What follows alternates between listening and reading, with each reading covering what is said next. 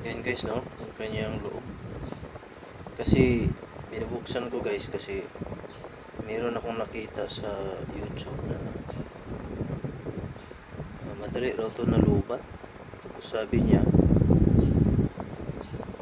sinapinan raw siya dito banda, kaya okay na raw, tagal na raw nalubat simula nun. So upon checking, okay naman.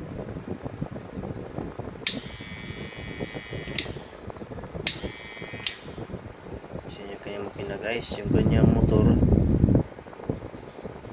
semi flat, parang may flat surface dito sa gilid, hindi siya totally bilog, hindi gaya sa mga wall na bilog yung kanilang mga motor, dinamo.